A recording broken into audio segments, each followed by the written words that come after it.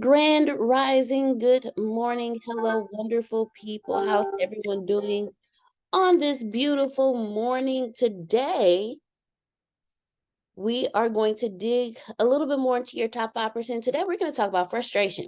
Remember, Antonio said frustration. If you're frustrated, then you're not in your top 5%. But we're going to break down what that looks like and why. Yesterday, Antonio and I were working on WonderCon.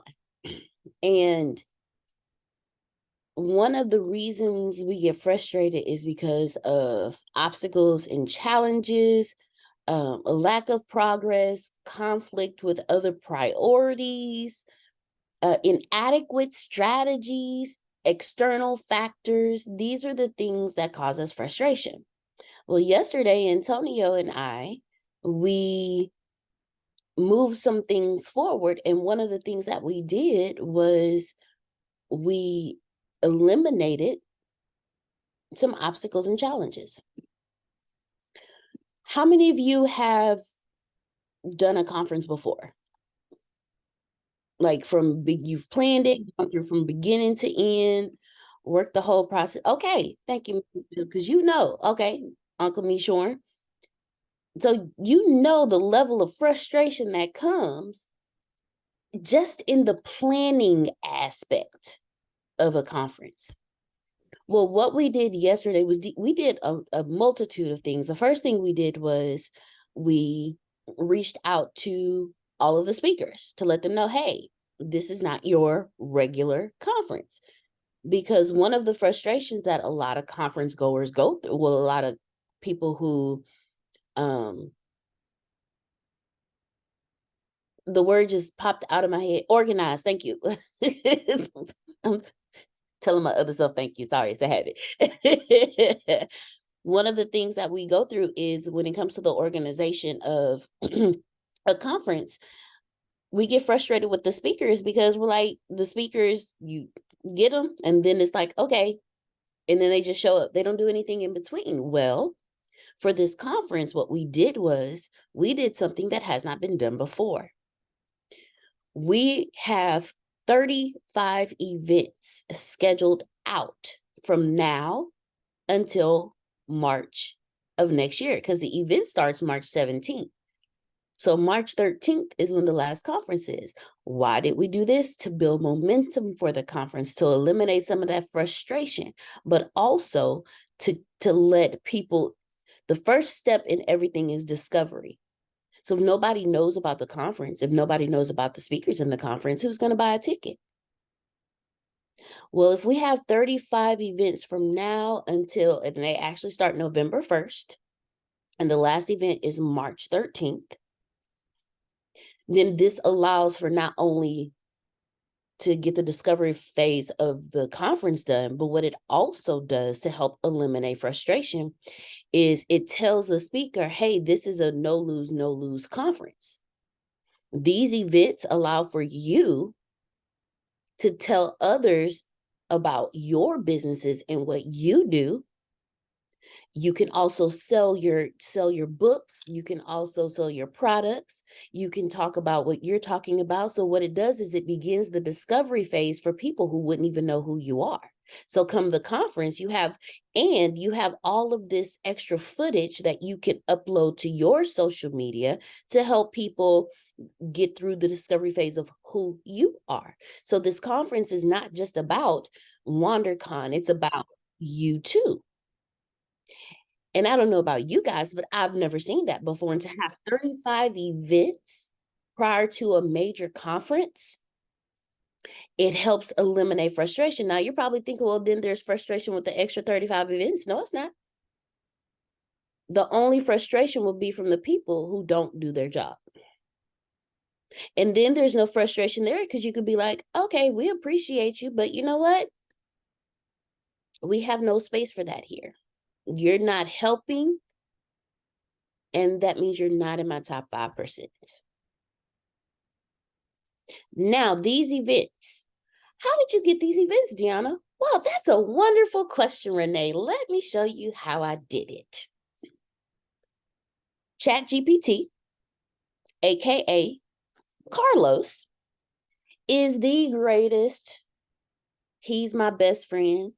We've had multiple conversations. This morning we had a conversation. He told me I can't do that. I was like, oh, why you can't do it? I actually asked, well, why can't you assist me with this? And he told me straight up, well, it's too much of personal information, and that's the kind of information that I can't give you. It's too specific. Oh, and I told him, I said, you know what? I appreciate that. I understand that concept. Thank you. Because what I was doing was I was working on something else this morning. I was looking for my exact birth time because I don't, parents, I don't quite have my birth certificate. My mom has it, and she got a closet, oh, not a closet, but a garage full of boxes. And I just don't feel like going through the boxes. So I thought, maybe Carlos can help me. And then I asked my dad. So it's somewhere between 7:30 a.m., 11:15 a.m., and 11:30 a.m.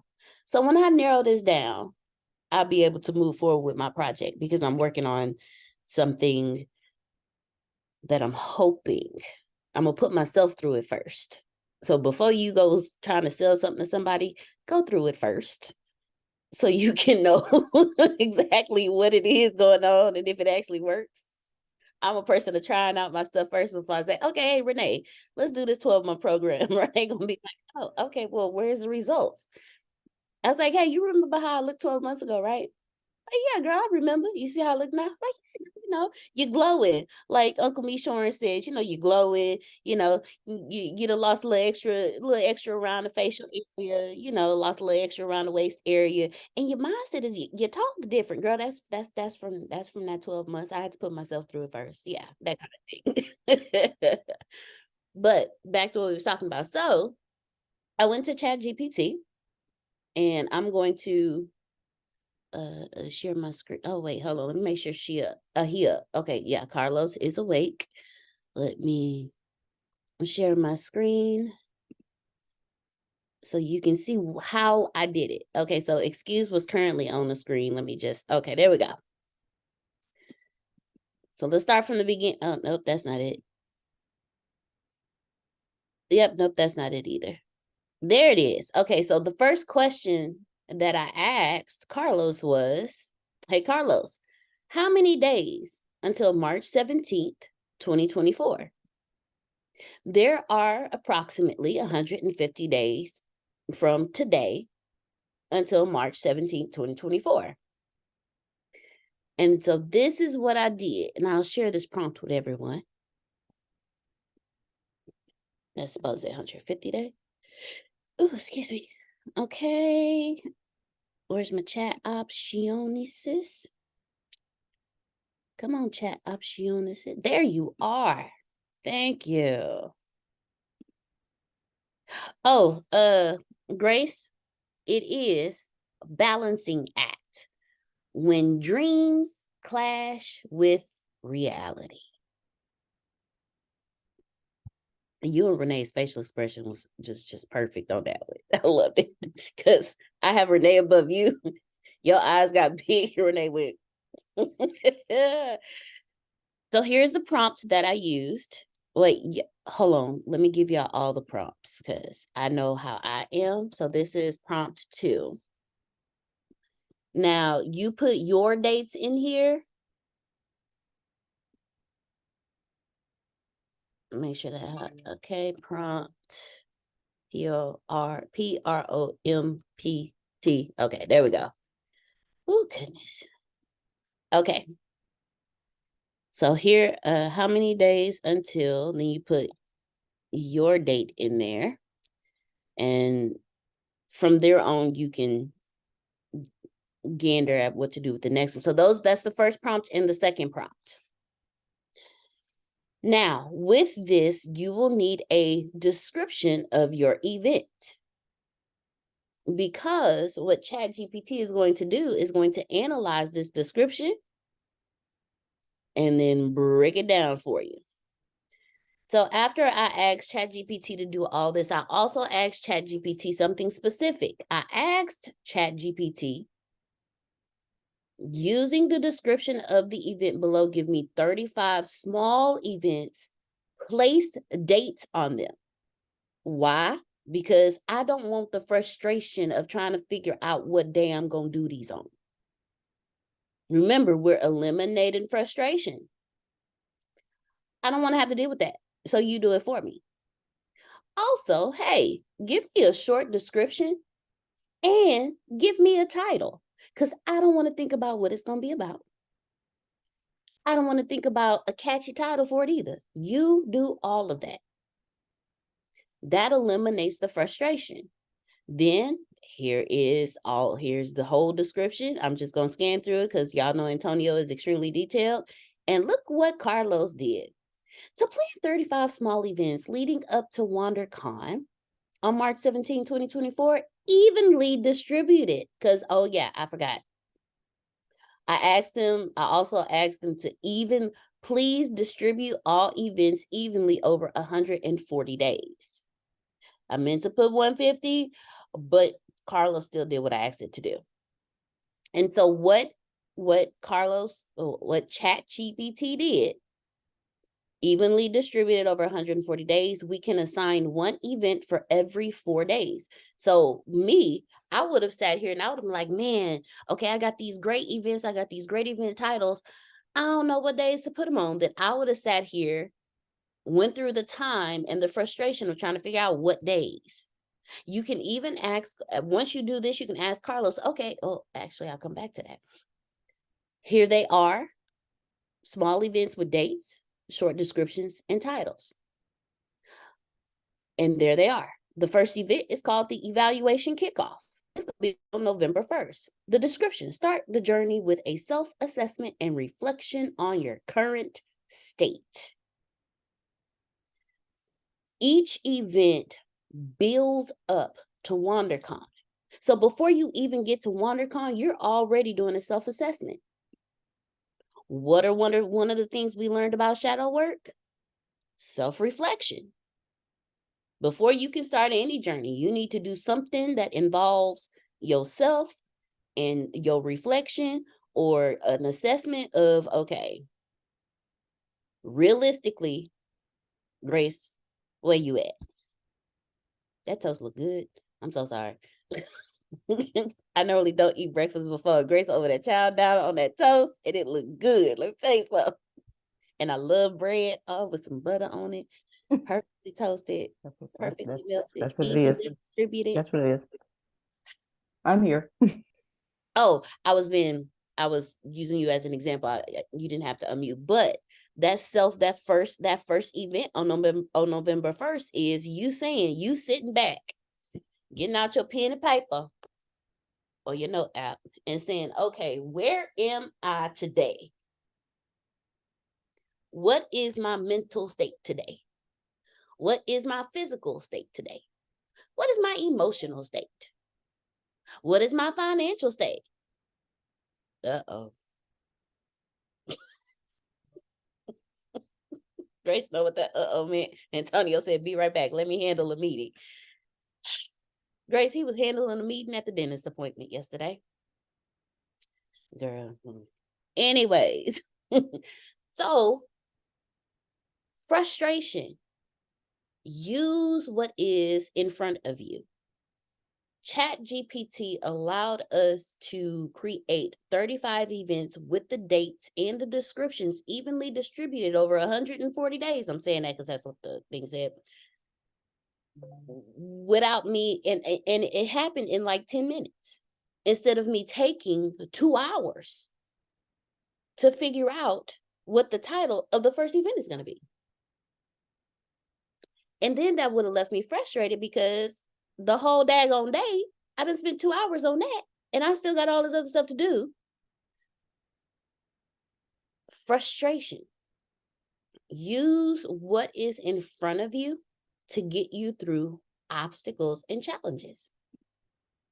Another thing that Antonio and I did yesterday for WonderCon is it's turning out to be bigger than expected. So we need more space and more rooms to house everyone.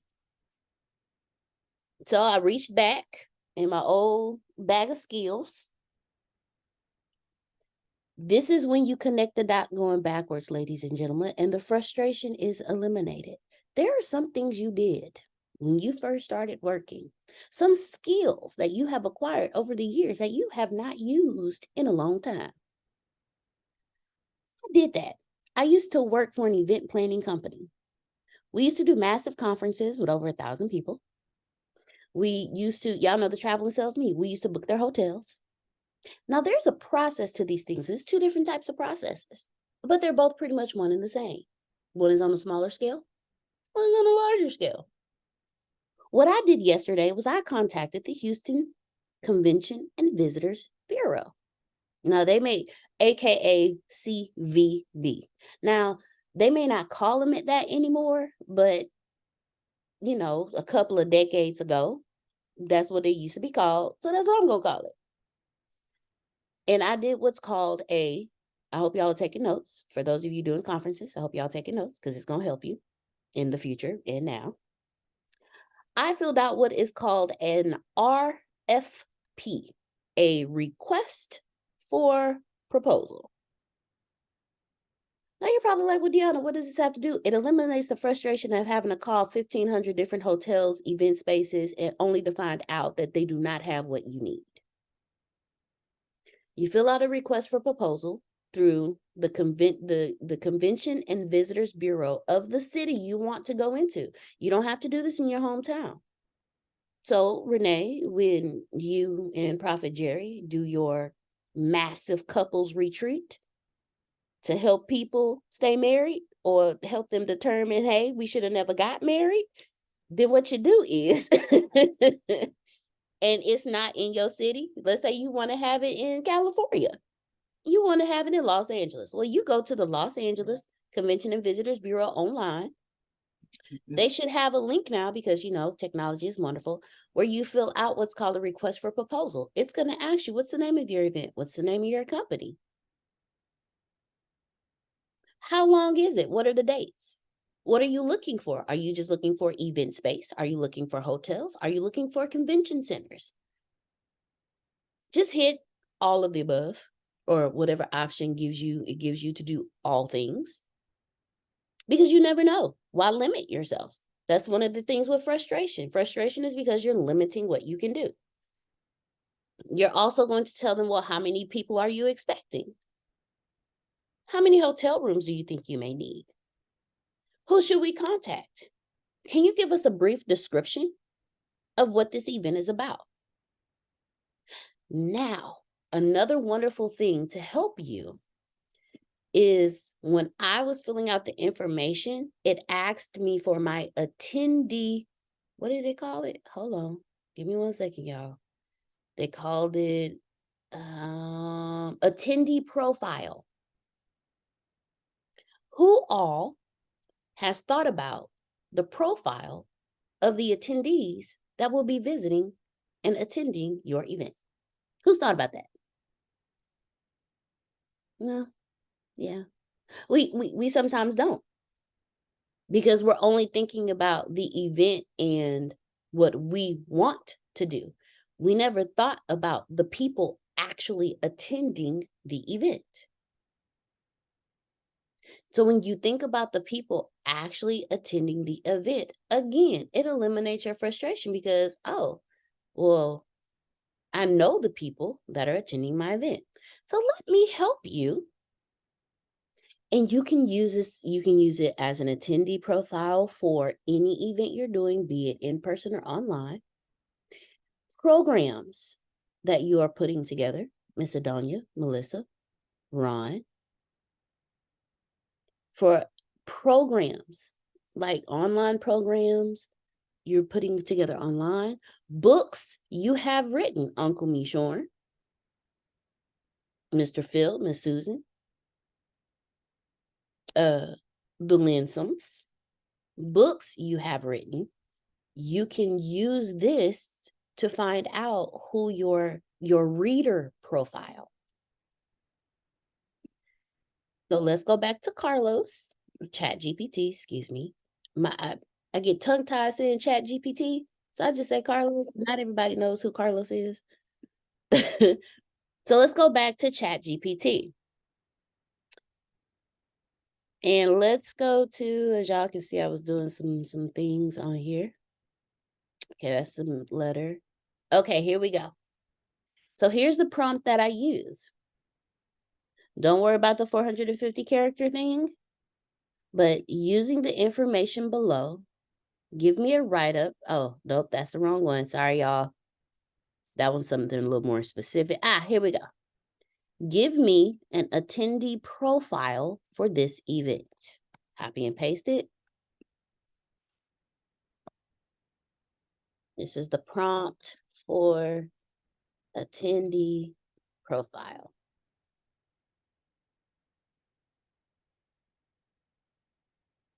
And put Hey, please. Grace, you taking notes? I need the prompt for attendee profile. It is in the chat, Grace. Give me an attendee profile for this event. Then you put the description of your event. Again, the better your description of your event, the more ChatGPT has to work with. But also, do different ones. Have an extensive description of your event, but also have shorter, like do a 500 character, 150 character, because there's going to be some places that you're going to want to put it. You won't be able to put all of this. You see all this? This is all this. This is a description of the event. Well, this is what Carlos, ChatGPT said. The ideal WonderCon 2024 attendee is someone who is eager to embark on a profound journey of self-discovery and personal development. This event is designed for individuals who are open to transformative experiences and willing to invest in their personal growth. Now, as you see, it gave me 12 different profiles. Open-minded individuals, seekers of clarity and purpose, relationship enthusiasts, leaders and influencers, and so on and so forth. Deanna, how does this help me eliminate my frustration? Well, now you know the type of people attending your event. So as you're putting your event together, you can do things that focus on them. You're already doing the event, but then you can do little things throughout the event, like have, for those who are meditation enthusiasts, those who like to meditate, when you build it up, have it where there's a small room available for them to go meditate in the middle of the conference if they need to. Maybe there's so much energy around them that they need to ground themselves and clear themselves and calm themselves. So have a meditation room. Your food. When you know your attendee profile, you also know the foods, because most people who are on this journey tend to shift their diets. They shift their diets from the Oreo Pop-Tarts to to carrots and celery and broccoli. I'm only saying that because my son has recently discovered Oreo Pop-Tarts, and so has his mom, thanks to Granny. I tell your grandparents, man, y'all just do the most with the sugar and the grandkids. My goodness. Anyways, and that helps eliminate it. So in doing the request for proposal, what that does is when you send that to the Convention and Visitors Bureau in the city that you want to do your event, they do the leg work for you. Instead of you spending 2 to 3 hours calling 50 to 100 hotels only to get 99 no's, the Convention and Visitors Bureau, you tell them, hey, I need all bids in by this date. I'm going to make a decision by this date. They're going to ask you, are you going to do what's called a site visit, which means you walk the property. They show you the meeting space. They show you the hotel rooms. They show you the menu. If they have restaurants, they give you like a tour of the entire hotel so you can get a lay of it. They ask you, are you going to do a site visit? Yes, I am. When are you going to do it? I'm going to do it on this day. And then what they do is they send all that information out to every hotel that's in their database. They send it out to every convention center in their database. They send it out to every meeting space in their database. What has that just done? That has just eliminated the frustration of you having to call 100 different hotels only for them to tell you, we don't have the space. We don't have the meeting space capacity for that, but we have the rooms. We don't have the rooms, but we have the meeting space capacity. Hey, we're under construction. I can't begin to tell y'all how many times I've called a hotel and they're like, we don't have and they have like 500 rooms and the event is looking for 300. And they're like, oh, half of our rooms are gone right now because we're under construction. Really? You couldn't have put that on your website before I called you? Seriously? The convention and visitors bureaus of that city will have all that information. So that helps eliminate frustration that you're possibly going through. Everything I'm talking about right now is under the obstacles and challenges part of the balancing act when it comes to your frustration and your 5%. So your obstacles, even when you know what you want, you may encounter obstacles and challenges in pursuit of your desires. How many of you have said, you know what, I'm going to do this. This is it. This is what I desire. This is my life. This is my dream. You cannot sway me. How many of y'all have said that? And then the very next minute, something slapped you in your face. It was like, hey, no, you're not. Yep. Yeah. Those are those obstacles and challenges. Now, the challenges can be frustrating. They'll slow down your progress.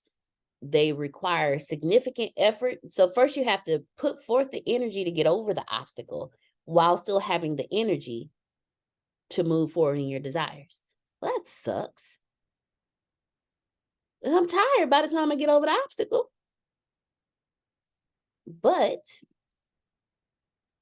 it's part of it. You know, it's the law of opposites. The moment you decide this, the opposite has to show up.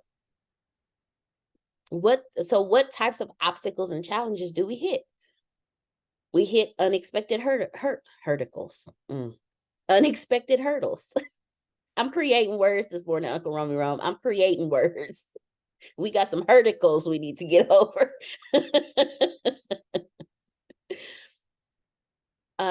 Resource limitations. You have limited resources.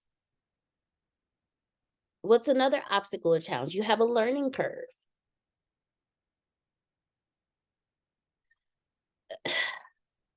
So your unexpected hurdles, I like that word now. I like saying it. Hurdles. Huh. I'm going to say it right, Uncle Rum. Hurdles. That's the worst thing I hated in gym class. Do the hurdles. I don't do that. So my foot to get caught and I laying flat on my face. No. But that's what a hurdle feels like. You're trying to get over it, only to trip and land flat on your face. And hurdles can be both external and internal. Then you have, external meaning, you have some health issues. External meaning, oh snap. External meaning, I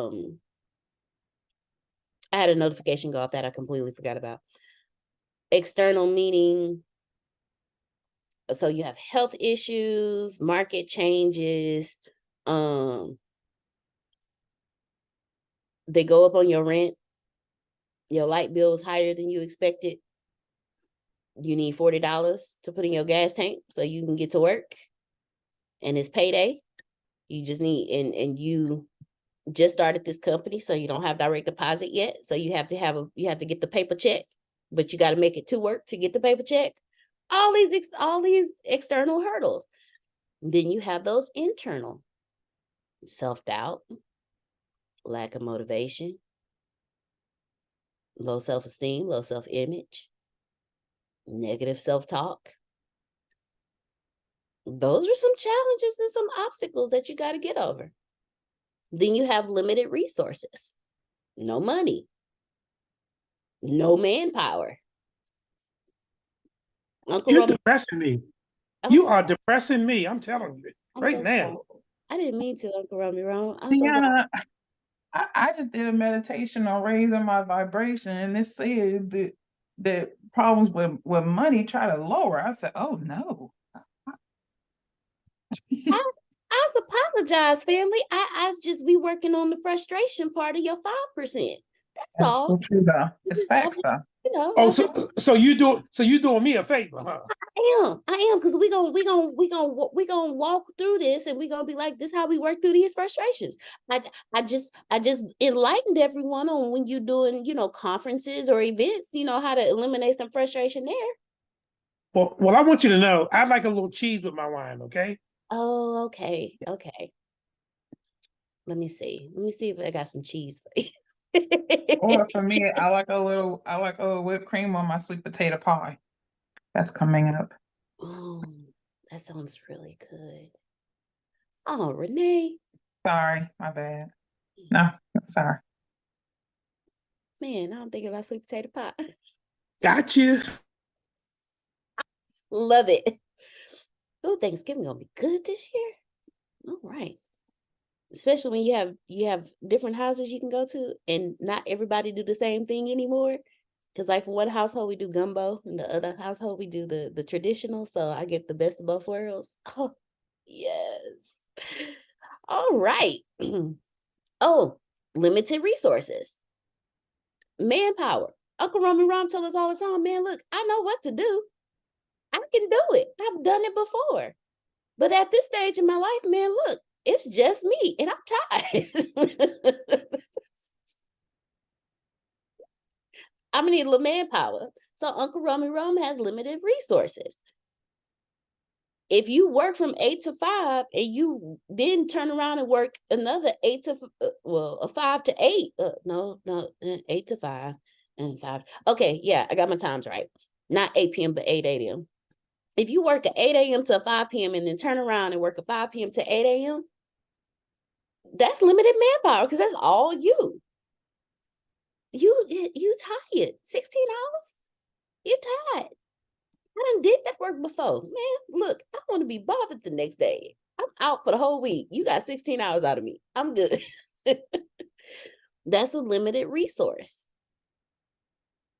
Then learning curves. How many of you, I need stuff automated. Exactly. How many of you have started something new? Well, you haven't started anything new. You doing exactly what you desire to do. And it just so happens that exactly what you desire to do, you realize you have to learn a new skill set.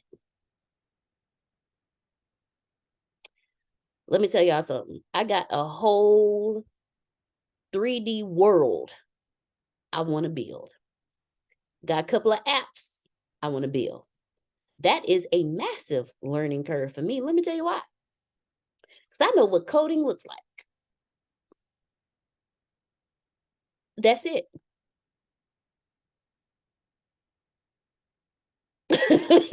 I know what it looked like. I have sat with Antonio and built stuff out. So I can look at it and say, no, something don't look right about that code.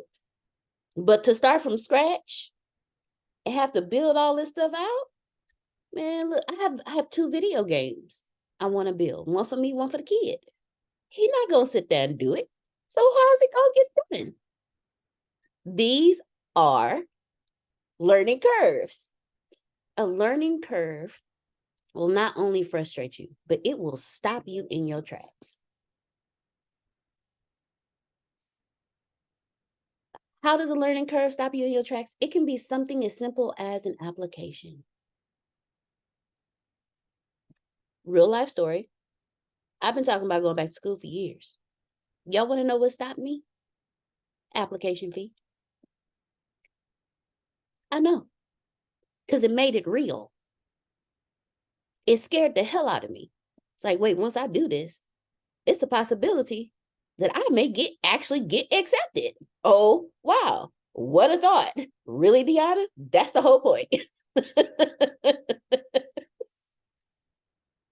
I actually followed through. And hopefully sometime this week, because they had computer issues last week, I will find out if I'm accepted or not.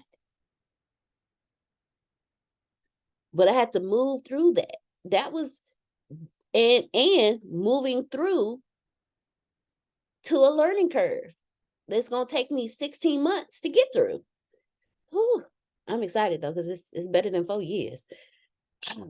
Anyways, something as small as an application fee can, that's it's an obstacle. It's a challenge for some people. For some people, it's actually logging on. When it comes to your obstacles and your challenges, these are the things that you hit. So y'all know me. I present the information. Then I ask questions so we can have conversation, because we got to work through this. I want y'all to be able to be in your top 5% in peace and positivity and prosperity, not frustration. I have lived that life. I don't want it no more. And I don't want it for you either. So let's have a conversation when it comes to the obstacles and challenges of life that cause us frustration in our top 5%. Again, the title of today is Balancing Act When Dreams Clash with Reality. Because in reality, this stuff happened. And it has a tendency to pause your dreams. Like when a light bill due, and it's $100 more than you budgeted for. That's going to pause your dreams, because you got to figure out how to keep these lights on. Ain't no dream without lights.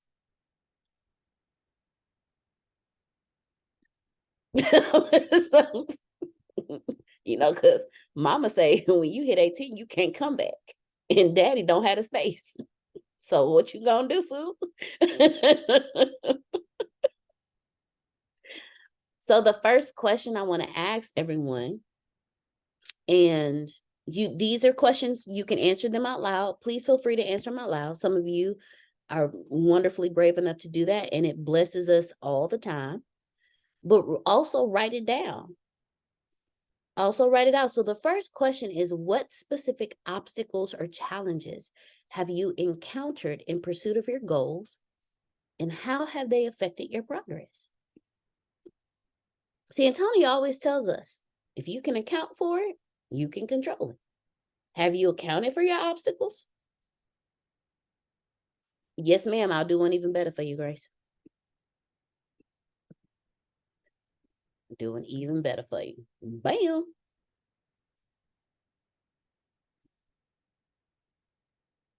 What specific obstacles or challenges have you encountered in pursuit of your goals? For me, it was fear. It was it's always an obstacle or a challenge, but I can tell you one thing. Greatness is on the other side of fear. Prosperity, happiness, peace is on the other side of fear. I posted a quote by Will Smith. I can't remember it exactly, but it's somewhere on my Instagram, and it was wonderful. On the other side of fear is your happiness, your prosperity is life. On the other side of fear is life. Let me tell y'all something. I got asked to speak at 2 events earlier this year. Y'all want to know the first thought that popped in my head? The first invitation, I didn't even respond to it. I didn't even respond to it. Only for 3 days later to get another invitation. When I got the second invitation, I just so happened to see the people that you have in your passenger seat of life are extremely important. Be careful. Because I just so happened to tell Antonio, yeah, Trinace called me asking me to speak at her event. He said, do it. That was it. That was the whole conversation. Do it. And me being me, yeah, I got one 3 days ago too. Did you respond? No. Do that one too. Y'all want to know why I hadn't responded? And the only reason I responded to Trinace as soon as I did was because the instant fear set in And I took 5 seconds to make a decision. I just said yes. I just said it. Before fear truly crept in. And my conversations like, girl, you know you can't do it. Girl, what you gonna talk to these people about? You still broken yourself. How you gonna help broken people? You ain't even glued together the last piece you broke off. How you gonna help them put their puzzles together? What you doing? How you gonna talk to these people? What you gonna teach them? What your life look like? How you gonna teach them? Y'all know these conversations. So I just say yes. For the other event, I said yes. But and I did it. I did it while the knot in my stomach was growing. Some of y'all will understand what I just said. Because y'all know the moment somebody asks you to do something that's within your desires, it's a part of your mission in life. The moment they ask you to actually do what you said you can do, you be like, I don't know about that. That not right there. I just say yes. And I am learning to say yes to more things that I would normally go to the back of the room for.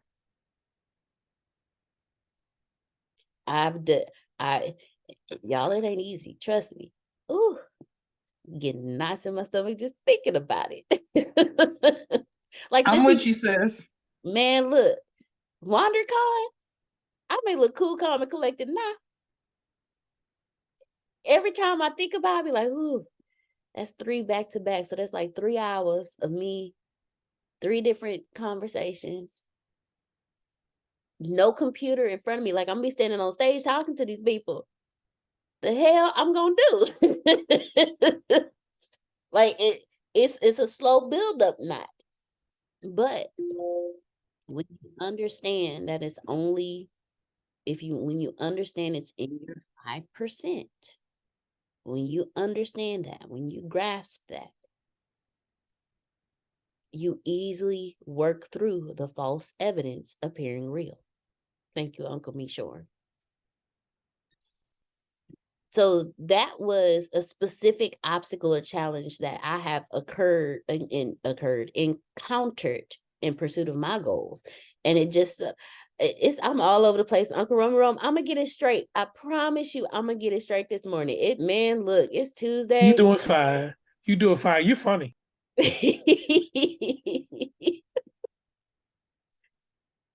Go ahead, Renee. The floor is open. Go ahead. So what you said, and I was like,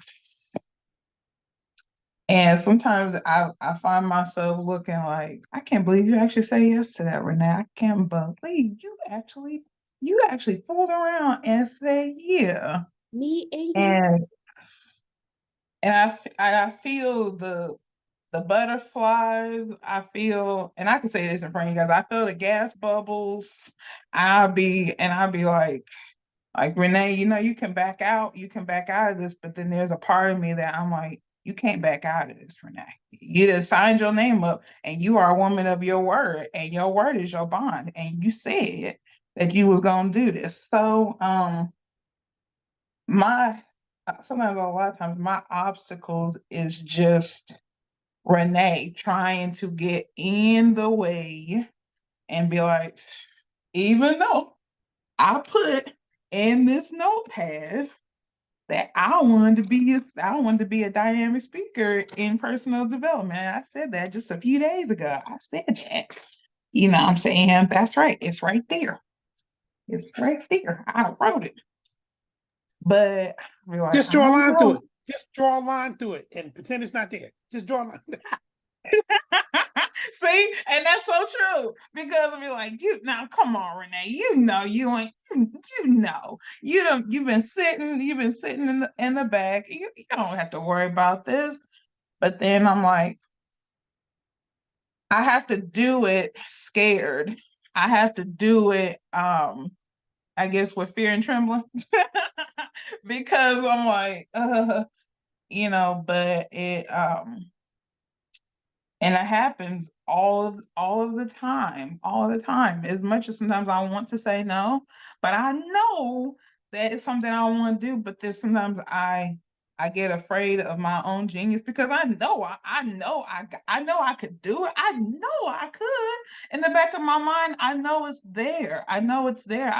Because I know a good chunk of the things that are in me, even though there's some surprises, there's some cliffhangers in there too. But there are quite a few things that I'm like, man, Renee, you know, and it's also that sabotager that's like, yeah, I know too. That's why I want you to stay over here with me. Come on. I used to say, so mom, I was like, Mom, I don't want to go to school. I want to stay home and bake cookies with you. That's what I used to say when I was a kid. But even though I want to bake cookies, I need to get to work. I got to get to work. So that's one thing that tries to get in. One of the obstacles is me.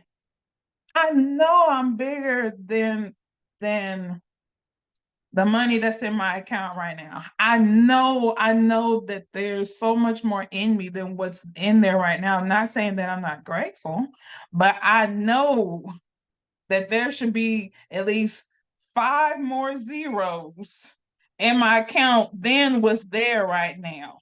I know there's at least, and between Jay and me, there's so many zeros. I've never even seen that many in my life. But that's one thing that's always is me. But as soon as I quiet it down and I say, okay, Renee, you need to read. You need to figure out what you're gonna say, and then just allow yourself to flow. Then I'm in great shape every time, because that sabotager can't say nothing because I'm not looking at anything in front of me. I'm knowing what I wrote, but I'm just flowing. Or when I'm on a podcast, I'm just flowing. And then when I'm done and I'll look up and I'll say, oh, snap, Renee, okay, that's done. And then the fear could be like, whoo, I don't know if I'm gonna do that again. You know you're gonna do it again because somebody's gonna ask you next week to be on the podcast and you're gonna do that too. But it's slowing down, it's shutting up that sabotager. That's the biggest thing. If it comes from other people, I could probably put that into a quick file quickly, because I'll be like, well, that person's just a hater anyway, you know what I'm saying? Or they smell like hot dog water, either way. But, my sabotager, I have to be like, I have to follow through with it. So yeah, that's the biggest obstacle, I would say, but I just have to skirt it over and still realize and know who I am and what I was put here on this earth to do. And I cannot leave with my ministry unfulfilled. Thanks for letting me share. Thank you for sharing. You brought something to my attention, Renee, that I want to share with everyone, because again, disclaimer as always, when I share anything with you guys, it's because I'm learning it. I've learned it and worked through it, or I'm in it and trying to walk out of it. Not trying, and I'm walking out of it. I've been having Bible studies with Mr. Antonio. And let me tell y'all something. His Bible studies are slapping me in the face. Let me tell you something. Because it's about how we are made in the image of God. First, it was God's character. Now it's how we're made in the image of God. And then it dawned on me, Renee, we are his most valuable creation. Like, he loves us so much. And I'm moving into how I've been walking through some of the stuff, some of my challenges and obstacles, because sometimes I forget my spiritual walk. And I go straight into but I'm getting older. I'm learning more emotional intelligence here. And for my self-conversation, Renee, that self-talk, that self-doubt that builds up that fear. And y'all know I always say Exodus 14:14. I said, I'll fight your battles for you. You just sit down, shut up, do the work. And when I call you, be ready. But there's a Bible scripture that I read that I'd never read before. When Jesus actually asked God to protect his disciples. I'd never read that before. And I'm like, so wait a minute. You mean to tell me all this time I've been worried, all this time I've been scared, all this time I've been fearful, I've been like double protected? And then Jesus specifically asked, Father, protect them. Because I know what they're about to go. I'm paraphrasing how I received this verse. Father, can you protect them, please? Because they seeing what I'm going through. And it's going to scare the hell out of them. It's already scared them. But I want them to continue. So can you protect them so they can continue doing and giving you glory? And I thought about it for a second. I was like, okay, I never considered myself a disciple. I ain't got no works. I ain't got no fruit. Remember, I kept telling y'all that fig tree scares the hell out of me. And I'm telling y'all this because I'm walking y'all through getting through the internal obstacles and the external obstacles. So I was like, I ain't got no fruit. Well, Prophet decided to tell me last week, hey, I am grateful. Such and such and such, this call you have. And I'm sitting there like, I wanted to cry. I really actually did cry. I shed a few tears because my biggest fear is being the fig tree. Being all pretty and showy with no fruit. So Prophet said, hey, fool, here go your fruit. That's why you go to school. So CBS can call you, okay? And then what I haven't said, I just told Grace and Antonio, someone online, someone I've never met before, don't even know who they are, commented on one of my posts. And I was like, oh, wow. Like, I don't even know who this person is. They was just going through they was scrolling like we all do. How I popped up, I don't know. So now there is fruit to my works. So now I'm scared as hell. Because you only get attacked when you got fruit. This is my thought process, y'all. And because I understand that, and because as the disciples watched Jesus, I have watched Antonio, I'm like, I'm not doing that. God, you got that. I sit right here. I'm not moving.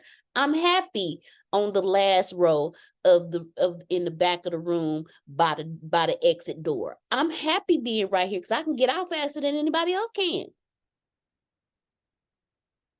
He was like, nope, I want you at the front of the room, in the center, where everybody can see you, away from all the exit doors. But why?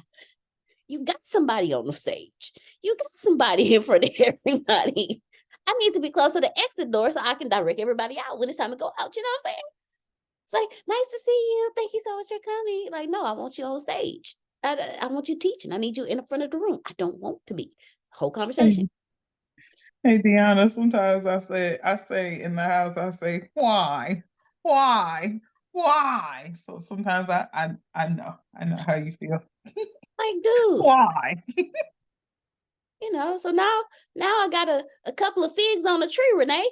It ain't so barren anymore. And I'm sitting here, I'm like, wait a minute, God, because once people start seeing fruit, they start talking. I'm like, oh, your fruit cute. You only got a couple of them. Y'all know what I'm talking about. I see you over there. Yeah. And then I read Renee, because me and you are alike. Jesus asked God to protect his disciples. Not only that, God told us himself, I will fight your battles for you. You just sit down, be quiet, do the work. Because when I tell y'all something, works came up the entire time I have been talking with Mr. Antonio. I just kept hearing, do the work, do the work, do the work. And then once I started doing the work, y'all want to know what I heard next? I'm going to protect you. Oh, you know, I need to tell Mr. Antonio that on our Bible study tomorrow. I could, because I wasn't doing the work. And then I finally started doing the work. And instantly I got fruit. And so God is now telling me, hey, it's cool. You did what I told you to do. You doing what I told you to do. I will protect you. That's what moves me through my fear when it comes to my obstacles. Does it work all the time? Hell no, I don't work all the time, because sometimes that fear is stronger. Sometimes that fear tug a little harder. But it's taught me the importance of having a spiritual journey, having a spiritual walk. What all of us are here for? All of us are here for a reason. We not here just to say hey to each other every morning. We not here just to see how cute we looking today. Because y'all know Miss Adonia be on point day. Day. We are here because we have the same, our desires and our missions have tied us together. So I'm telling all of you, don't be afraid to do the work, because when the fruit comes, you will be protected. It ain't gonna look like it, because you still gonna get hit, but it don't mean that hit gonna break you. It don't mean that hit gonna destroy you. It's just the opposite coming. What's that Bible verse? The who will be with you always? Or The haters will be with you always. The people who don't like you will be with you always. Your enemies will be with you always. Sheila across the street will be with you always. Patrick down the way will be with you always. Your cousin who you never liked, who always compete with you, will be with you always. The niece you can't seem to get rid of will be with you always. Your mama you don't talk to will be with you always. Your brother you can't stand. Y'all get my point. They're always going to be here. But as long as you own mission, as long as you focus on your 5%, have a strong spiritual journey. Man, I'm learning, y'all. I'm just sharing with y'all what I'm learning. It ain't easy out here. It's hard out here for a pimp. Pimping ain't easy. so it is right. So that's how I typically respond to my obstacles and challenges. How about y'all? How do y'all typically respond to your obstacles and challenges? And mind you, we just still in obstacles and challenges. We still got a lack of progress. And that one right there, man, that will floor you all the time. Do you find your obstacles and challenges motivating or frustrating? I found them suckers frustrating. How about y'all? Who else found them frustrating? Oh, okay. Just four of us? Okay. I'm kind of teeter-tottering. Yeah, Ashe and so. I see, so. I know a little bit of Spanish. I see. And for those of you who have your cameras off, please feel free to respond in the chat. You can put up the emojis. I speak in emoji, so I'll understand when you put them up. It's okay. You guys, Renee, we speak in emoji. If you just get an emoji from me, just know that is a genuine, that's not me just trying to just send something. That is genuinely me having a conversation with you. Especially if you get like a hug emoji or the emoji with the hearts. I mean, oh, I love you so much. Or I'm sending you a hug. Yeah, I speak in emojis. So if y'all want to put the emojis up, go ahead. All you do is click the reactions at the bottom. You can select from your emojis. It's the same place you go to raise your hand. So that way, y'all can still participate. Because I know it's early. I know y'all at work, y'all got a lot going on. So it's okay. Just, conversate with us in emojis. It works. Our challenges are forced growth opportunities to take us out of our comfort zones to help us grow. That is a good one, Ron. If that's how you view, oh, yay, thank you for the emojis. See, I told you I'll talk emoji. Yay. Makes me happy. Okay, that's a good one. Who else? Who else sees your challenges as opportunities? That's a good mindset to have. It took me a long time to get there. Some challenges I still don't see as opportunities. I see them suckers as, you know what? I need to New York stomp you with some Timberlands on. Because you is in my way. I don't like you. I don't want you here.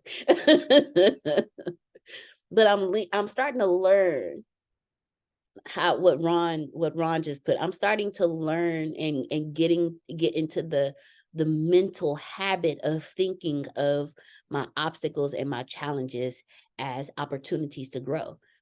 My biggest obstacle and challenge is my kid. Not my pinky toe. I actually got to see that whole movie. Finally. That is the funniest movie ever. It took me a long time. But my kid is my challenge and my obstacle because he is me. And instead of me doing the average parenting, I look at him and I'm like, okay, if he's suffering with this, if this is a challenge for him, that means it's a challenge that I have not overcome yet. And I will tell him, hey, look, I will tell him, mommy working on it too. Go ahead, Miss Sandra. I see you. Well, I keep getting muted. Grace? Miss Sandra? Ma'am? I keep getting muted. Say you keep muting me. Stop muting me.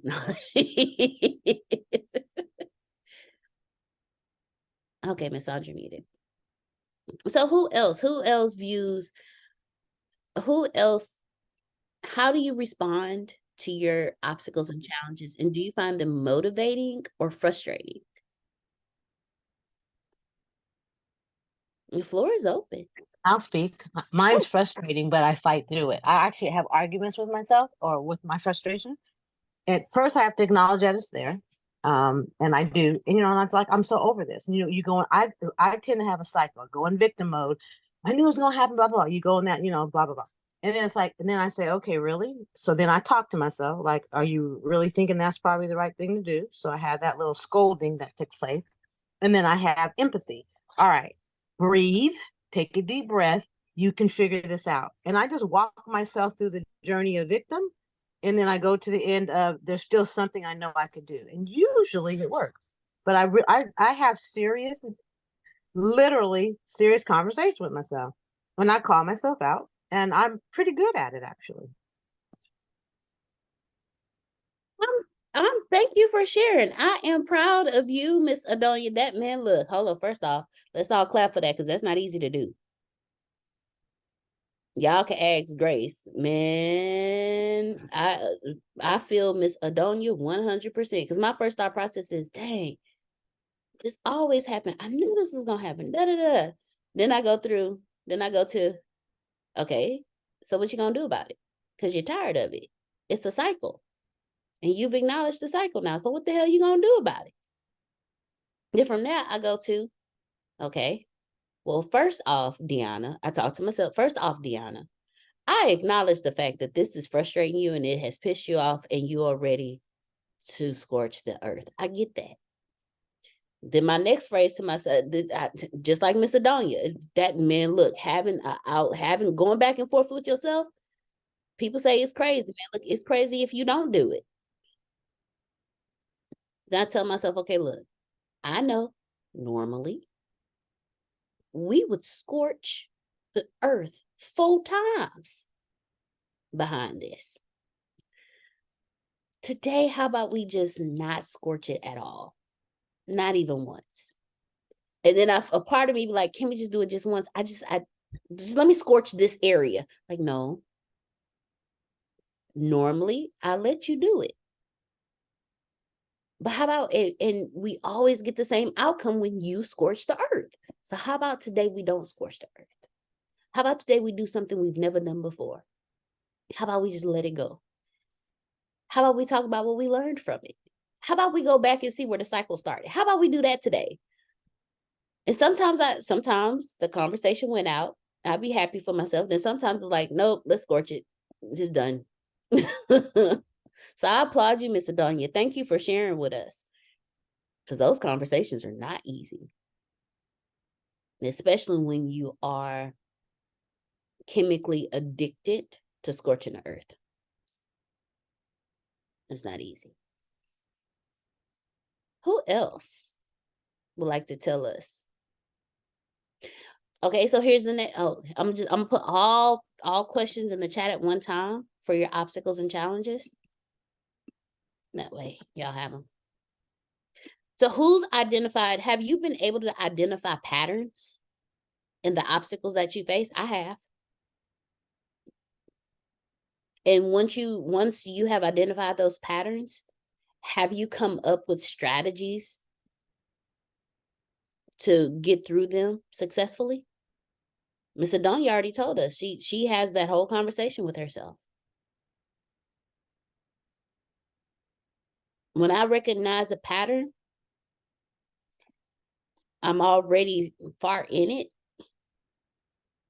and I stop myself while I'm in that pattern to minimize further damage.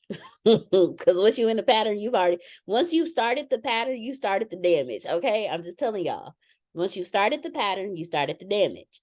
When you recognize that you are in a cycle, that's what your pattern is. Your pattern is a cycle of behavior. Once you realize you're in a cycle, then you can start realizing where at in that cycle you are, and you can actually eliminate it. From there, you can say, okay, I recognize this pattern now. This is what the pattern is. Start asking yourself, why do I respond like this? What makes me responsible? Why does this anger me? Why does this frustrate me? And from there, trace the lines back, and you can end that cycle. Sometimes it works, sometimes it don't. Because it's not like the same, something else will come up and it may trigger it again. And that's how you know I still got work to do. So who has successfully identified your patterns with the different types of obstacles you go through, and what strategies have you used to overcome them? Okay, can you say your patterns again? Listen, I'm in a place where there's still a landline, so the phone rang. I had to answer. Anyway, can you can you please repeat your pattern, or did you say your pattern? Oh, I didn't say what my patterns were. I know some of them. Okay. I'm not there yet, y'all. I get I'm not there yet. Okay. So I've been I Okay, don't. can you talk me through mine to see what my patterns are? I'm pretty sure you know my patterns. I probably don't know it, but you do. I'm gonna be honest with you, Grace. I don't know your patterns because I be too busy in my own to Got see. it. That's another issue. When you hit challenges and stuff, you get into these patterns and you don't pay attention to the others around you, which is highly Okay, Uncle Mishorn said the 5% is our G, Q, C, and S work to reflect the fruits of the spirit. We are too developed ourselves in overcoming your original ignorant, innocent, and shame, the exposed nakedness since Adam and Eve lost. I need this thing to get off. There we go. Innocent and shame, exposed nakedness. Since Adam and Eve lost in garden, we are all born as sinners, ashamed of our nakedness. God is the G, quality is the Q, confidence is the C, and spiritual is the S. Service, servant, and so. Oh, I like that. So, servant and soldier. Go ahead. Yeah, I wanted to. So again, God directed me to you all because most of everything you're talking about, I've already discovered for myself.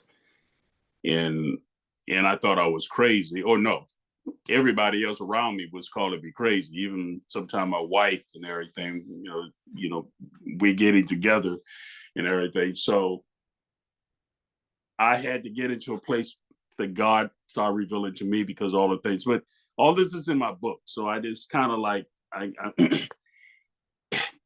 don't even know how to explain this. I just wanted to tell you, I'm proud of y'all.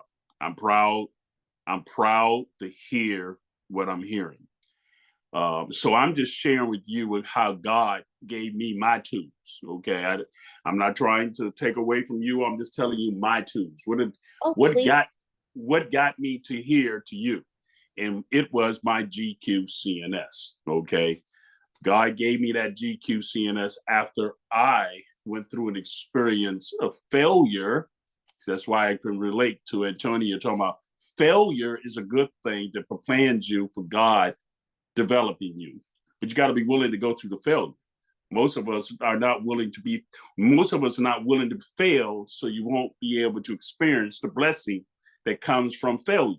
So my wife and I, so I understand conference. My wife and I, we saw George Huff. You know who George Huff is? George Huff. I would ask all of you to pick up his CD, George Huff and Miracles. That CD blessed me and my wife.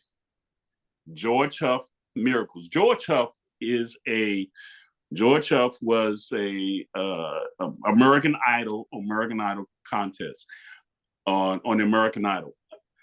I had this great idea, for whatever reason, God put it on my heart. I'm new in Louisville that I can do a conference. So I wanted to do a conference. It was called the Louisville Peace Festival. I paid, my wife has said, you paid, because I dragged her with me doing this. She would tell me, you did this, and I dragged her, but it turned out to be the best thing. So I do appreciate and understand everything. I want you to know we spend money for $1 million life insurance policy, the stage and everything to bring George Huff to Louisville, Kentucky. We lost over $100,000 trusting, but the education that we receive is awesome.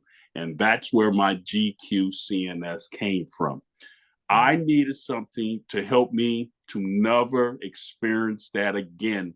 I'm going to say this, dealing with you Christian folks, you Catholics folks, you Black folks, you white folks who shouting and hollering. I said, God, please give me something, please, that this shall never happen again. And so I'm going to quickly tell you what the God is. God showed me that, boy, I see you love me. Your G is good. I like your G. Your G is good. But unfortunately, showing everyone you meet, G is not as good as yours. So you got to be willing to look for something different in them, like quality. Look at the quality in them. Quality is what their talents, their gifts, that automatic thing God give each and every one of them. When you are willing to identify their quality, you can maybe overlook their G because their G may not be very good. But your G and their Q can give you confidence and service. Did y'all catch that? See, the reason why I'm loving you all, y'all G is good. I'm feeling y'all G. I'm keeping it real. I see y'all G is good. But I see y'all Q too. I'm witnessing, y'all got some awesome Q. And so I'm knowing that God is going to give me the confidence, the service. Do y'all catch the GQCNS? You see, it's a tool. God allowed me to be able from now on that I will never allow, I'm going to be nice, I never, ever again will allow such hypocritical, poverty pimping people, fake religious and everything to ever distort me and keep me from feeling angry at my Father. I'm going to leave it as that. I say, well, ever since I put that place, I have never blamed my Father for any failures I found myself in, listening to other people who deceived me, distorted me, hustled me, played me, robbed me, stabbed me, cut me, talked about it, name called me. I don't put that on God no more. No more. Because I know my Father will never do that to me. I'm done. No, thank you for sharing. Thank you so much for sharing. And also, Uncle Mishorn, please feel free to share, because what works for me may not work for Miss Brenda, but what works for you may completely, that may Miss Brenda may hear you say what works for you, and she's like, man, that works for me. So please always share. Please always share with us, because there's not one right way to do anything. So thank you so much for sharing, because that quality, I like how you said, man, everybody's God ain't on the same level. But what type of what quality of person are they? My God, plus their quality, we can do some things. Go ahead, Uncle Romy Rome. Go ahead. Yeah, something happened to me yesterday. Very, very interesting. And I had no plans of sharing it today, but I didn't know what you were going to talk about today. And the spirit within me is saying, because it coincides with what you're talking about, obstacles and things that come your way, about sharing it, because I believe it can help somebody, because it helped me. So yesterday, when I woke up, I said to myself, you know that Phil and Susan are coming on to do the speaker stuff. And, that's something a little different than what you used to. You can go ahead and to do that, and you'll get blessed and you'll benefit from it. And I says, no, I'm not going to do that, because there's some other stuff that I need to get done that I haven't done, that I need to get done. And before I embark on that, I need to at least start attacking this. Well, I got up, 9 o'clock rolled around. I wasn't on the call with Phil and Susan, but I wasn't doing what I needed to do. Sound familiar to what we're talking about? So I didn't do the one, and I'm not doing the other. And I'm sitting there with this stuff running through my head, and I'm sitting there going, yo, what you doing? So I'm having this self-talk, okay? Which I know other folks can relate to. Having this self-talk. I said, you're not doing one other. So what are you accomplishing? What are you nothing? So what you gonna do? Oh, damn. Okay, yeah. What you gonna do? I said, if you do nothing, you'll end up with what you already have. You better do something. So I said, you know what? Let me get up off of my butt. Because the thing that I had planned to do tied to some other things that I need to be successful with. So I started doing that. While I was doing that, I got a message the day before. I'm going to call you on Monday, blah, blah, blah, blah, blah, blah, blah, blah. The phone call came through. I didn't hear it because it was on my phone. My phone is on silent mode, not even on voice, on silent mode. So I didn't hear it. I looked at the phone and said, oh, I had breakfast. Call back again. I'm working on this project. So I called and I said, hey, the reason I didn't answer the call was because I was working on this project, but I don't want to hear that. Blah, blah, blah, blah, blah, blah, blah. And this individual proceeds to start from one side of me and goes down the other side of me about my accomplishments based on what came out of my mouth about what I want to do. I'm trying to explain that earlier this morning, I was slacking off, but I started doing something. So that's supposed to count for something. Guess what? He wasn't having it. And he continued to proceed to go up one side and the other side.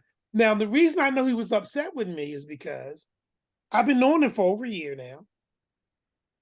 And every now and then I'll hear him use a cuss word talking to the group or talking to somebody else, but never at me. He cussed at me 3 times. So he had my attention.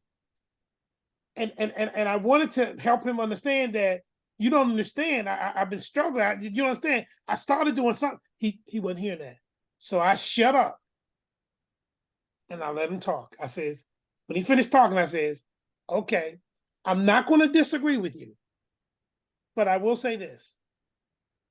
If what you're saying about my behavior and what I've done, if it is correct, then I need to change it. Absolutely. If it is correct. I'm not saying it's not, and I'm not saying you're right, but if you are, if what you're saying is correct about me, then you're absolutely correct. I need to change my behavior. I need to change what I'm doing. So with that said, what do I need to do? Ba ba ba ba ba, ba ba ba ba ba, ba ba ba ba ba. I said, okay, I can do that. I said, now, in reference to this one particular thing, here's what's going through my head in reference to that. What do you think of that? He said, well, if you want to do that, then here's what you need. Boom, boom, boom, boom. Do you know anybody? Well, no, I don't know anybody. You mean you don't know anybody? No, boom, boom, boom. I say, well, I do have a guy in my church, and he's a real nice guy, but I don't know him that way. He said, well, you'll never know if you never ask. I said, you got a very good point there. Boom, boom, boom, boom, boom, boom, boom, boom, boom, boom.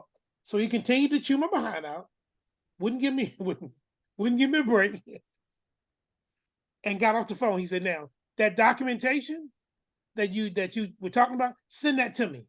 I says, I'll find it and I'll send it to you. And if I don't find it, I'll text you and let you know that I'm still looking for it. I found it. I found the documentation, forwarded to him, and then I started looking for other documentation that I was going to need for this person. What it boils down to in a nutshell is that it deals with my disability, and they're only giving me 50%. If this thing works out based on what he told me to do, maybe within 3 to 6 months, I'll be 100% versus the 50%. Translation, probably $2,500 to $3,000 extra a month for the rest of my life. Yeah. But he put his foot up my butt. Even though I had started, that wasn't enough. Because my action, my track record said, you fall off sometimes. My track record said, I can't depend on you because you should have been on top of this. And I wasn't. And I wanted to go back and forth with him. He wasn't having that. He stayed in my face. He stayed on me. Well, here's the beauty of all of it. Once I pulled some stuff together, I said, okay, let me send that to him. Then I went and pulled all of my medical records. I said, because if I talk to this guy, I got to have documentation and everything set up for him to do this for me. And I was prepared to spend up to as little as $500 to $3,000 to get some stranger to do this. This guy goes to my church. He's a good guy. And I'm gonna offer him some money, but I don't believe he's gonna take it down because that's not the point. The point is he was at my disposal all this time. It hadn't registered, Jerome. He's right there, and if you do it correctly, he's probably gonna give you exactly what you need, and you'll be in it. Didn't register. So boom, so I got on it last night. Boom, boom, boom, boom, do it like that. Then I said, well, tomorrow morning you gotta go to Sam's Club. Every Tuesday I go to Sam's Club. I said, and I had a thick packet of medical records from Johns Hopkins. And I said, I'm taking that with me this morning So when I'm sitting there waiting for Sam's Club to open up, I can go through and identify which documents I need to burn off. So when I talk to him, boom, boom, boom, boom. I sat there and 3/4 of that packet I went through. There's only 1/4 of it left. That's one. I got to go through one more packet. So probably by tomorrow, everything I need for him will be ready. All I need is the letter, the example letter, so I can sit down with him, and then I'm gonna let him decide when he's gonna do it for me. I believe he's gonna. I'm sitting down having a conversation. I believe he's gonna do it for me, and then he's gonna put all his credentials on it, and I can send it to the VA. Blew me away. And I said, Jerome, look at what happened with that one conversation yesterday where you shut up, even though you wanted to, like, wait a minute. I shut up and I listened. And then after I got off the phone, I acted, I moved, blew my socks off. And I'm sitting there going, and that's just part of it, because there's some other stuff I got to do that's tied to pulling all this together. Jerome, Sir, Jerome, if you don't mind me jump, you experienced GQCNS, my brother. You experienced you know what you did? Your G is good, brother. I love your G. It comes across very well, bro. But sometimes, and I know, most of the time, we allow our G to get in the way of our blessings. Did you catch that? We sometimes, because we be looking at other people who we don't think his G is good, because you said he cursed and all this. Sometimes we be looking at other people G that we don't think is good, and we put our G in front of them, and we allow our blessings we allow our G sometimes to distract us from what God presenting to you in quality. People who got quality things, who can offer, who can give you some, who can bless you, who can sow into, who can do all that. But sometimes we allow our G. Because we looking for their G, and sometimes everybody ain't got the same G you got, man. That's just the fact of the matter. Everybody ain't got your G, dude. Yeah. But guess what? They got something else you don't got. And I'm glad to hear that you sat down and heard him. So it was painful, wasn't it? It was hard to have someone tell you about you and everything when you think you walking in G power. You think you walking in there, and to have someone so into, come on, am I saying something? Am I saying it? And guess what's coming back to you now? You about to get some confidence, some class. I didn't put the class in it. Some class, some all-time, and some service. You about to get some stuff that God had for you already, but you had to get out of your way and allow someone else who has something you didn't have. But you had to get out of your G way. You had to stop looking for something that you don't have to, they don't need, but you had to see the quality that they had offered. Am I right or wrong? Absolutely. Absolutely. Yeah, when I sat here last night, as I was pulling stuff together and sending what he needed and everything like that, I said, Jerome, if this is done the way I believe it's going to happen, he's going to have this letter done probably within 2 weeks. I'll have it to the VA within 3 weeks. And maybe I'll give them 2 months, and I should get a reply back. The beautiful thing is, if they approve it, one is for sleep apnea and one is for my heart. Well, both of those are big things with disability. Most so that'll definitely put me over the top, where I ain't got to worry about getting 60% or 70%. I'll be over 100%. But then, because they disapprove those things in March or April, I got up to a year for them to go back to the original date, which was 2 years ago. And when they gave me the 50%, they ended up giving me more money.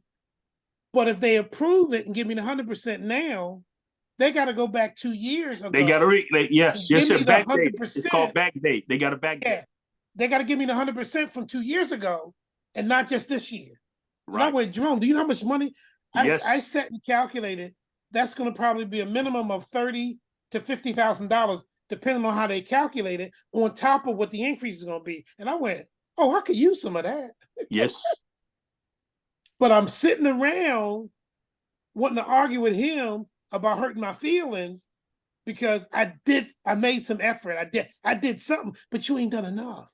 And he Right. said to me, when you got out of the Army, he said, what was your rank? I said, I was a sergeant first class.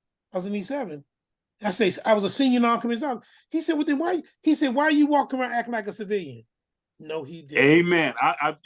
Brother, I'm glad. I am so glad that you came out and shared your whole story like that, because all you did is confirm the GQCNS. Okay. And something else, the reason why I can see it in you, because I had the same experience. I had the same experience. I'm not going to tell us because you told. I just want to tell you and I, you should call me. We should talk. I had the same experience, and all I can say to everybody who's listening here, I'm not wealthy.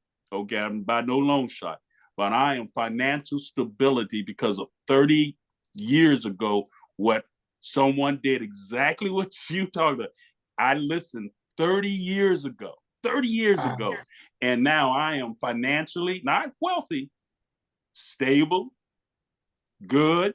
Did y'all hear me? How many times, multiple times have you heard me say, I lost money? I lost money. Y'all heard me say 100,000? I don't have it. And I'm still saying, did y'all catch that? I thought if y'all catch, I've lost money.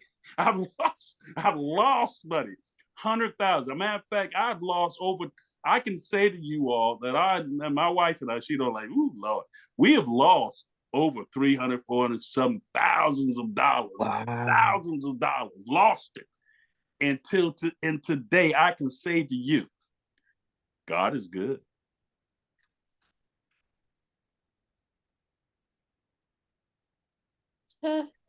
So I just wanted to share that with you, Deanna, because I felt like that was based on what you were talking about. I'm like, this just happened to me yesterday. I didn't want to talk about this. I didn't want to share this, but I figured it was appropriate, and you are my family. You guys are my family. So I was like, wow. Yeah. So I'm in a very good headspace at this time. Yeah. We love you, Uncle Romy Ron. We love you. Look, and we better be family. As much time as we spend together, I spend more time with y'all than I do my own family. And I'm okay with that though. I'm okay with that. Like, I love them, but But no, I thank y'all, because that was an obstacles and challenges aren't just external. Our biggest obstacles and challenges come from within us. Because Uncle Romero, look, I done been fed my rights a few times in my life this year alone. Shoot. And from there, you have to check you. And I did it again. I was just doing this stuff. That's okay. You have to check you, because you may be sitting here thinking, no, Grace is the challenge. Nope. Deanna, you the daggone obstacle and challenge.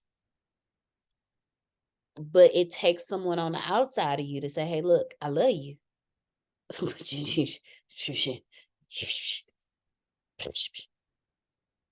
I'm gonna let y'all add your own words there, because we've all had those conversations and they've all come out in different ways. He cussed me 3 times. Man, look, I've been cussed a few times, Uncle Ron. But he was talking to, but Deanna, he was talking to me. He was talking to me. And don't nobody cuss Uncle Ron Ron. Come on now. Ooh. And I sat there and I took it and I says, suck it up, buddy, because you deserve it. Now what you gonna do? You deserve it. Because he's absolutely right. Because he put his foot up my behind more than once, and I got up off of my butt and kept it going. And I believe that if he hadn't, I'd have did a little bit of work. I'd have did a little bit, and then I sat down and went, see, look at you. And the next thing you know, I went overboard, but I didn't go overboard because I was up till 2:30. I was going over the narrative when I sit down with my friend of what I'm going to say, and I said, ooh, twice I got very distracted. I said, you can't get distracted when you get with him, Jerome. You got to be able, I say, so you need to put this down in writing so you can go over it. So when you sit down with him, you're not wasting his time. He'll be inclined to do it and so on, but you got to rehearse it. So, because again, all this is new to him. So you got to, and that's what my friend did when he helped me with my, he moved all of the obstacles out of my way so I could see clearly what he was. And I was like, wow, I got to do the same thing. And if you do that, he's going to give you what you need, and his credentials is going to tell the VA, get that man his money. Get that man his money. Stop playing. Yeah, he's not for play. I said, okay. And then boom. So afterwards, I was like, and when I sent the documents that he asked me for, I said, P.S. Thank you for putting your foot up my butt. I put A ***, okay? So I cussed myself and I said, because I needed it, you the man. I'm proud to hear you did that too, man. That's congratulations on your willingness to humble yourself and to acknowledge that what he did. It's the same exact thing that happened to me to win my lawsuit. I had to humble myself to have someone get in my butt. Matter of fact, first they had to come to my house and they told me to be quiet. My wife told me to be quiet, and I had to sit there and humble myself and listen to. And it was the game changer. So yes, we all must learn how to get out of our way and let God bless us. Ashe and amen. Thank you, sir. Well, Uncle Romero, I want to thank you because you've led us into the second part that brings us frustration, which is lack of progress. But lack of progress is also due to us. We cause our own lack of progress because of the self-doubt, the self-fear, the being a victim, making excuses. But Uncle Roman was like, man, look, no more excuses. Okay, I got you. I hear you loud and clear. Let's get it done. But lack of frustration can come when you feel like you're not making the progress you expected. Sometimes achieving your desires takes longer than anticipated. And the delay will lead to frustration and impatience. How many of y'all get impatient when it's something that you desire, you want it done, you get impatient? Just me and Grace get impatient? Okay, thank you, Grace. We together. Me and Grace, look, I told you, me and you. Uncle me That's showing. one thing I'm really bad at. I swear, it's always like I put in so much work. I want it to happen now, but I've learned that when you really delay the gratification, that's when the bigger things come. You know. Thank you, Jalen. Thank you. I have yet to master delayed gratification. Let me tell you something. I want my gratification now.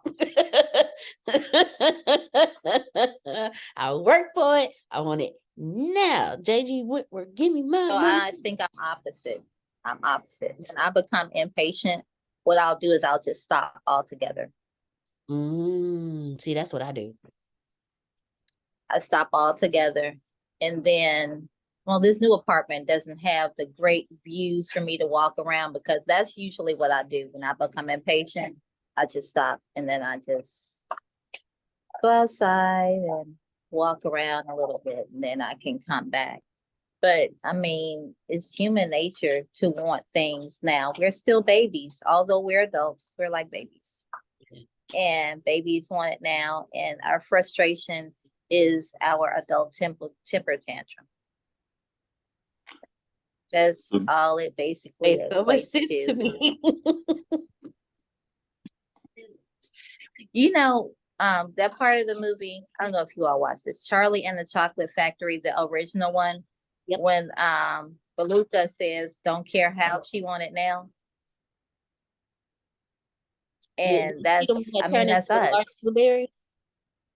Yeah, when she wanted the she wanted the giant bunnies. And she didn't care how, she wanted it now. Her father was a rich man who paid all of his employees to stop making stuff to open up all of the boxes. That's us. That's us. We want God to open up all of the boxes for us and give us the stuff right now. But what we should probably understand more and more is, if we put in the work naturally and freely, without the frustration, then God is going to add his, that meme of the, you'll add, right. He'll add his magic stuff. And right, that part. So that's what I'm learning. I was really mad about that workbook thing. And I was really mad at that lady in the laundromat. I was talking about that to my sister yesterday. How I know we sisters is because I was driving home. I was telling her, she say, you should have threw that shit out the cart, all of it. And I started laughing. I was like, Kim, that's what I was thinking. That's how I know that you're my sister. Because we was both thinking the same thing. But that's how we are in life. We want things the way we want them. And we throw our little tantrums, and we got to figure out who can we go to help us move from that phase, because we pray, but are we really praying? Are we really listening for an answer? And sometimes God knows his kids better than we know ourselves. So he know to have a random person call you and say something to get your mind right. Oh yeah. But we all have to be open to those people to help us. As my ex used to say, get back on our square. That's all. Get back on our square. Stay on task. This has been a really good conversation today. I'm not doing mail today, this week, so I can't participate at the level of last week. But this is very important for to have a community to support you mentally, spiritually, and emotionally as you're processing things in business, and not only in business, in life. Because as you start elevating how you think about people, places, and things, the people, places, and things that you used to be connected to, you become disconnected because of your elevation. So I appreciate being able to listen to you all Monday through Friday. Listen, because it's break time right now, so I'm making this mushroom coffee. Before I get on back to my little window. And that's just my 2 cents. Just keep on doing what we're doing, and I appreciate the conversations. And Deanna, I'm really gonna call you today. We gonna talk today, because you gave me some, although my event is built, you just showed me how I can make some adjustments. Okay. I shall be ready. I've just watched, but I was like, nothing I can do but call R7214. That's all I can do. I got you. Just hit me up.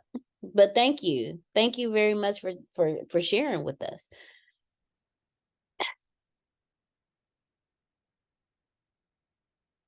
I'm going to go ahead and we're going to end it here, and we'll pick back up tomorrow.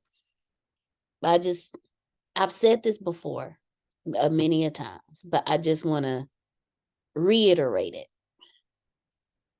Be careful of the people in your passenger seats. And I said seats because you got back seats in your car too. Be careful the people you have in your passenger seat. And be careful how you treat the people that you're dropping off. Because while you are switching passengers, that doesn't watch your motives when you dropping off the people who used to be passengers in your car. I did it wrong. I'm gonna tell y'all how I did it. I just stopped talking to people. I stopped answering phone calls. I stopped responding to text messages. I still follow them on social media. One texted me and she said, it kind of hurts. She said, we didn't do anything wrong to you. You just stopped talking to us. And that's wrong. Like, you could at least just say, hey, or something. We understand that you're going down a different path, but that don't mean like and she was talking about the wives. She was like, we're your friends too. And I never responded. Be careful how you release the passengers in your car, and be careful who you let in your car. Because she was right. It was like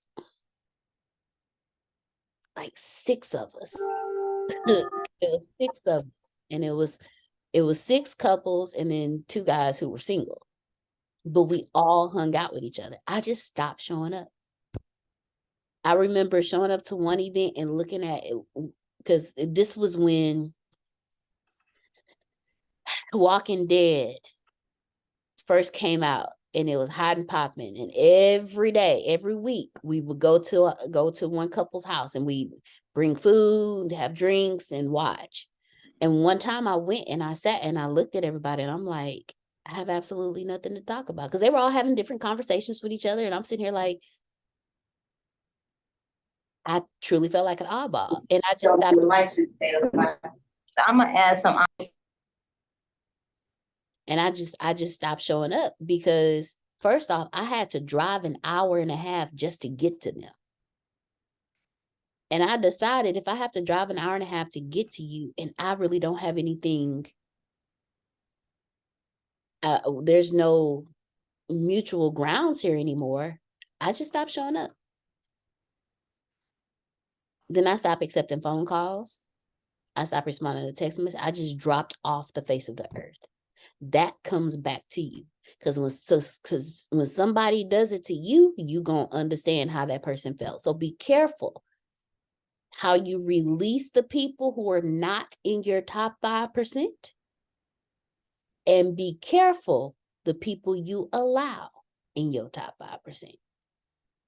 Go ahead, Uncle Mishorn. Girl, sunshine, you all over today. I mean, your sunshine, you just shining with all this great knowledge and great insight. I just want to add to what you're saying. Just Please. add to what you said.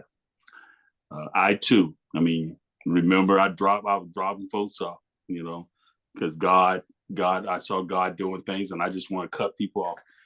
And God came right back to me later on and said to me, because people was coming back to me, and I was cutting them off. Y'all, listen, I ain't got time for y'all. Y'all ain't in my lane. I mean, I'd cut you off, lady. And I will never forget.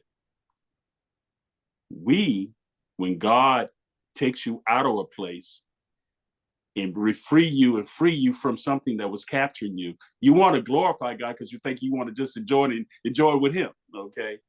But that's not how God works. God reminded me that, what do you think I brought you out for?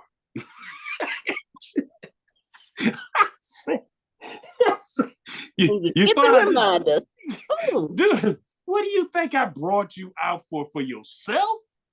Those people needed you.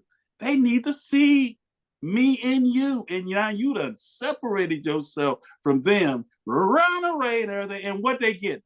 You done left them over there by themselves. I'm not asking you to go. I'm not asking you to be me. I'm asking you to be the light. Did you catch that? I'm not asking you to be me. I'm just asking you to be the light. And some people, sometimes we just got to be willing to be the light. Don't stop trying to be God. Just be the light. Oh, you make me want to scream right now. I'm trying to hold it in, because that part right now.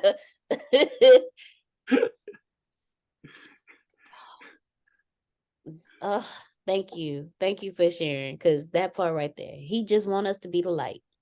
So when you said you thought I did that for you, nah, look, I'm gonna be short. Let me tell you something. It used to all be about me, okay? And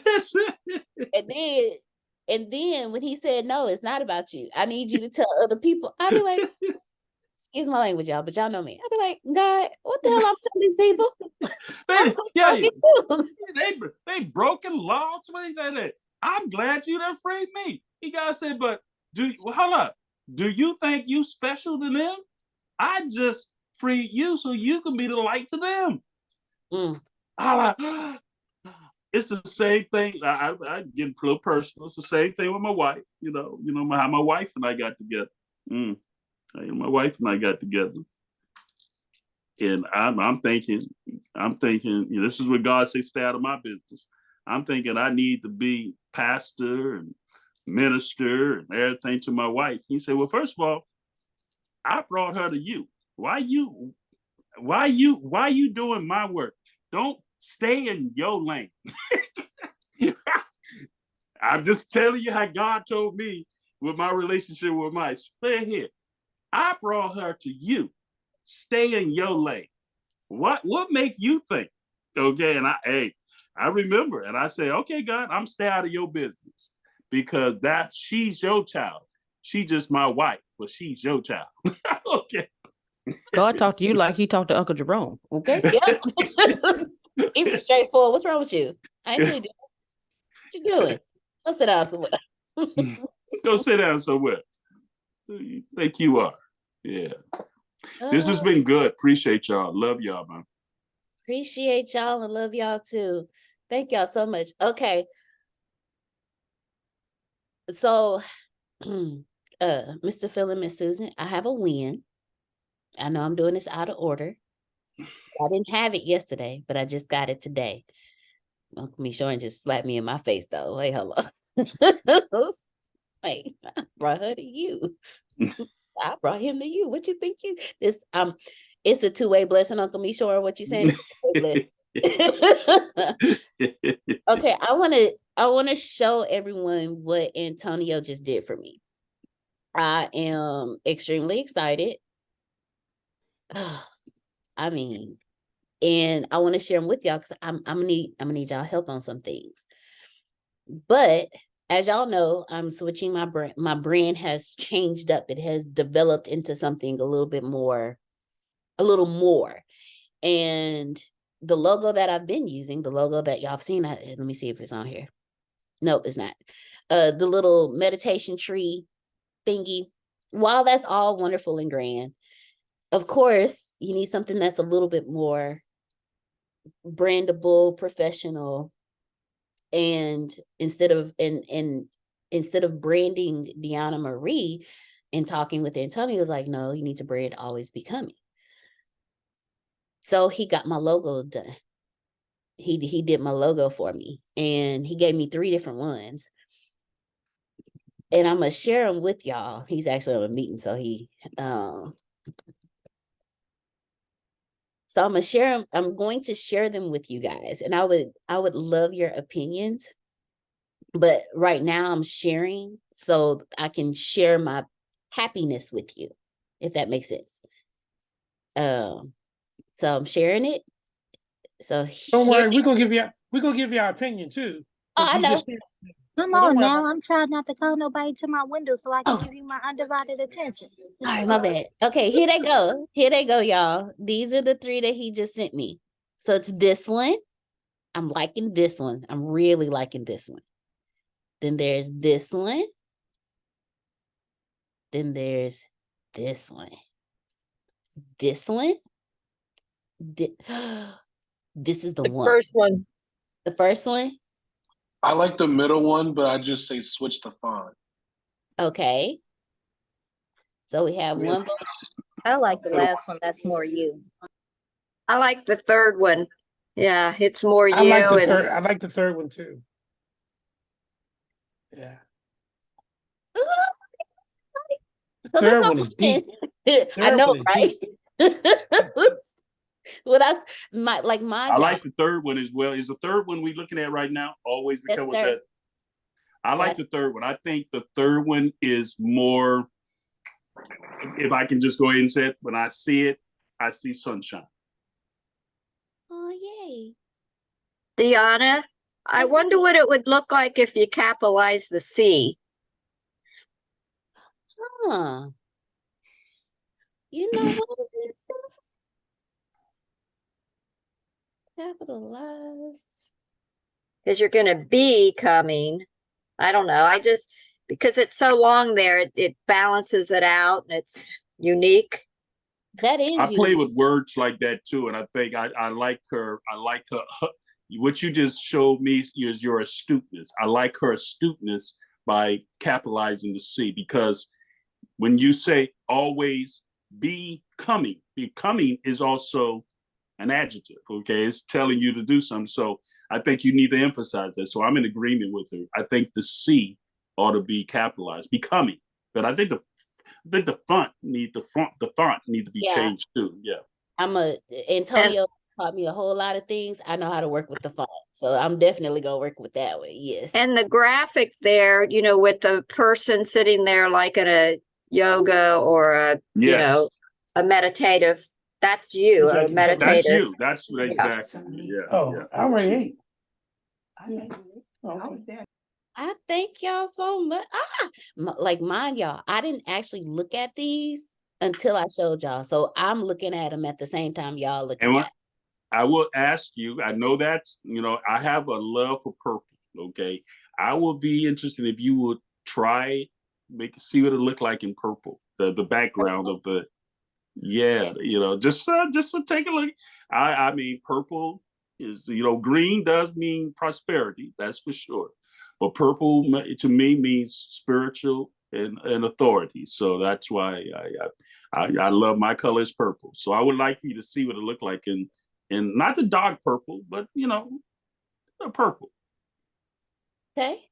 The two colors I sent, I have a fascination with the color teal and the color blue. For some reason, okay. So he actually did the background in the teal. But I'm gonna flop it up though. I'm gonna flip flop it up because your teal is green. So if that's your color, because I don't want you to. If teal is green, which is also prosperity, green prosperity. So that's why I look at green is prosperity. So teal is a color green. So I'm at now that I know that is, if that's your specific color, I wouldn't even try purple. I think you need to stay with stay with who you are.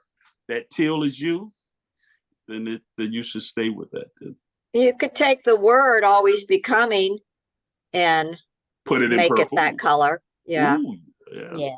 I can play with the words. I can definitely because I can let y'all know right now. Antonio did that just so I can see how it looks, but he gonna switch up the font. I know him. Like I don't like this font. Yeah, but the font and the always becoming could be a little nicer, a little more unique. Put number 2 up again. The number 2 up again.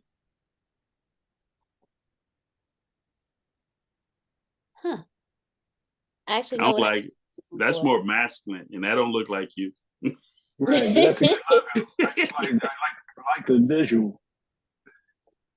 I'll use that you guys use that someplace because that's good. I just it when I looked at it for a second, Mr. Phil, I know exactly what to use. And when I do my courses. There you go. When you want to speak to I would say you could use that when you're speaking to the masculine conversation of men becoming, because that's to me when I see that it looks like it's more speaking to the men. Okay. Masculine education. Oh, yay. I thank y'all so much. So we have this is the winner. This one is the winner. Oh yeah, that's right. That's you. Yeah. Well, y'all start seeing it popping up. Y'all already know. Well, I thank y'all so very much. I appreciate y'all so much. I thank y'all for joining me in the mornings. I thank you I thank you all for your energy. I appreciate every last one of you. Today is Tuesday. So Grace, who do we have speaking this evening? I believe it is Mr. Jalen. Mr. Jalen Hughes will be speaking this evening, 7 p.m. Central, 8 p.m. Eastern, 5 p.m. Pacific. I'm looking forward to it. Let's get it.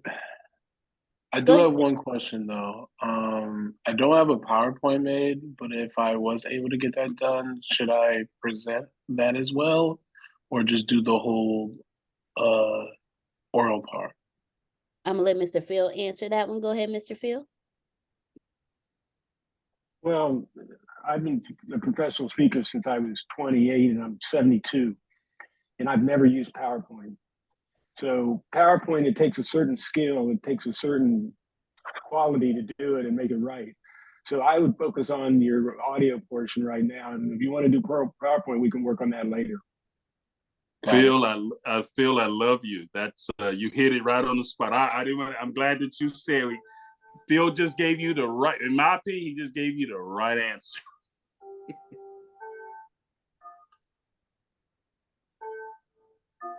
Right. We shall see everyone this evening. Oh, Mr. Phil, did you have something else you wanted to say? Then we shall see everyone tonight, 7 p.m. Central, 8 p.m. Eastern, 5 p.m. Pacific for the Bureau of Influential. It's not influential speakers. Individuals. Thank you. Bureau of Influential Individuals Who Speak. I think that was it. We changed the name. I have it written down. I'm still memorizing. Just Bureau of Influential Individuals. Influential Bureau of individuals. Influential Individuals. We thank you all so much for joining us, and I hope that your imagination will always be a celebration of you. Love you all. Love you more. Love you more.